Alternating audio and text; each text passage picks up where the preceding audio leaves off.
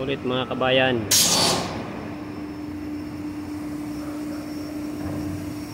Welcome back sa aking video ulit.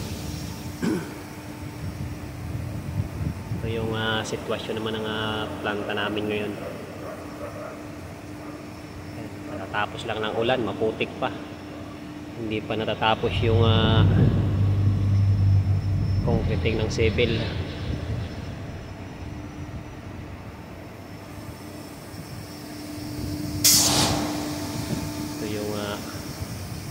Control naman yung side na yun, yun ang unit 2. Tapos ito namang kabilang side, unit 1. Ito yung stock namin, taas, lapit na ito lumipad.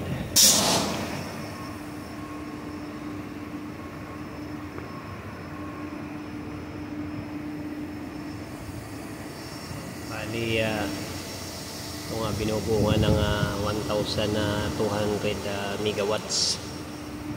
Every unit is 600.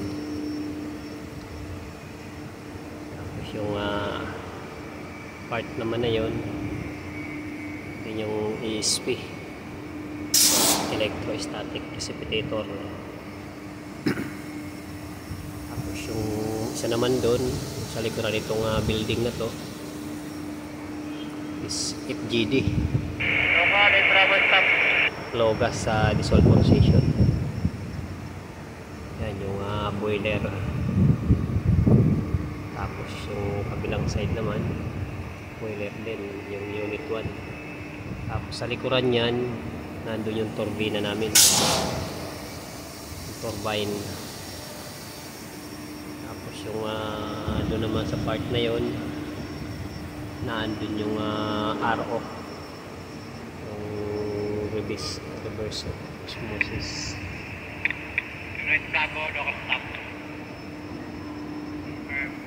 Yung mga nakikita nyo naman na parang tower na yung yan, building na yan, yan naman yung mga may motor kapon. Yun ang sa reclamation namin ng bunkering ng coal. So bali galing siya rito, ayan, galing siya dyan, nandyan yun. Ito yung coal shed namin, bali 4 na coal shed dyan,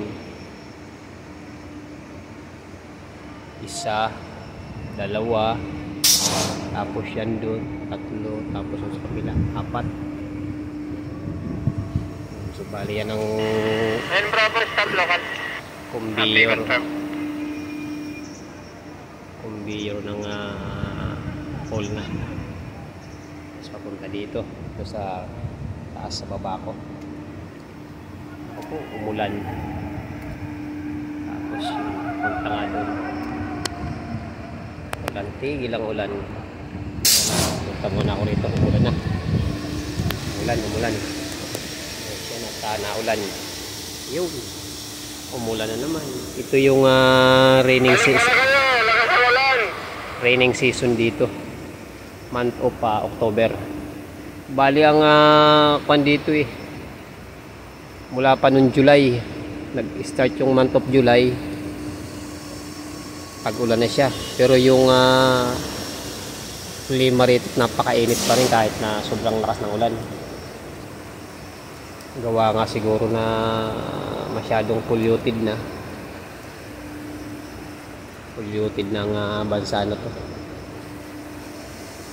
Sa lahat ng bansang napuntahan ko, ito lang yung medyo nakita ko medyo hindi naman siya totally worst na bansa. Kwan lang talaga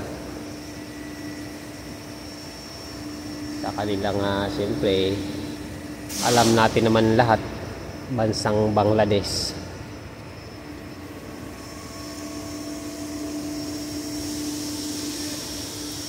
Kaya yun, siguro gawa ka ng ganun nga, kaya ganito ang klima rito, ulan, init. Saka itong lugar na to, itong part na to ng planta, bali reclamation to, dagat dati na binakpilan, mga ginawang power plant.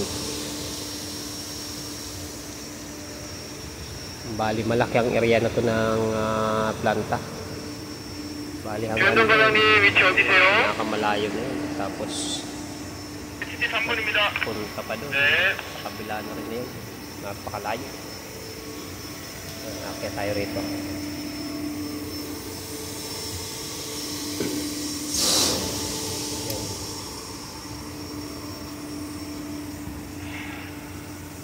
Ayan siya, puro putik. Ganito talaga ang planta pag bago, wala pang kapormalan. Ayun, umpisa pa lang yung civil. Pero yung power side, bali may karsada na siya. Ito na lang sa coal bunkering area ang medyo hindi pa tapos.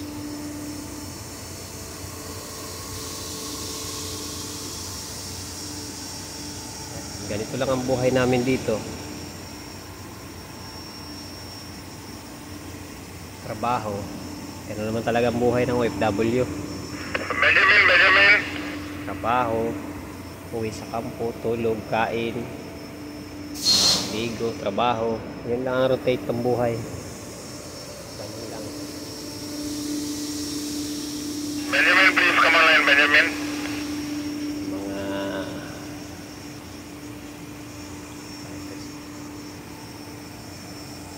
Napakataas ng stock na yan. Sige mga kabayan, dito lang ulit ang aking video. Kita-kits na lang ulit tayo sa next video. Ingat na lang tayo palagi, na God bless.